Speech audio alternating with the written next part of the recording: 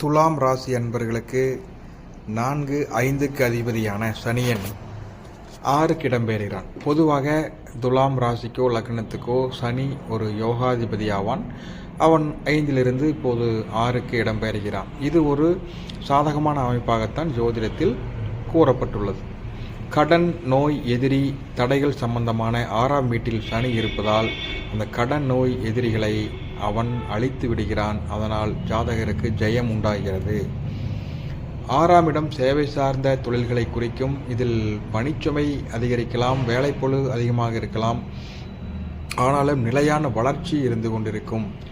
எவ்வளவு பெரிய எதிரி இருந்தாலும் சமாளித்து விடுவீர்கள். கண்டிப்பாக வெற்றி பெறுவீர்கள்.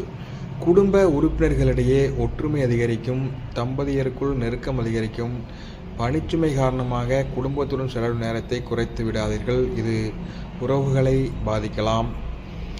தொழிலை விரிவுபடுத்த அதிக நிதி தேவைப்படும்.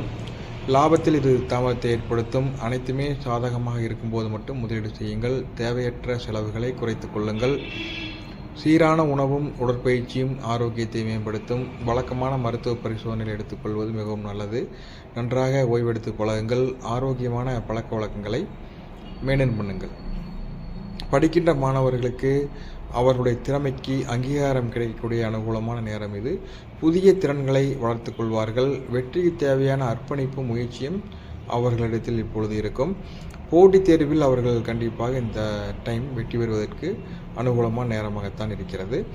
முதியோர்களுக்கு தொண்டு செய்வதும், பறவைகள், நாய்களுக்கு உணவு மற்றும் தண்ணீர் கொடுப்பதும், வீடற்றவர்களுக்கு போர்வைகள், துணிமணிகள் தானம் செய்வதும் சனி பகவானுக்கு பரிகாரமாக கூறலாம்.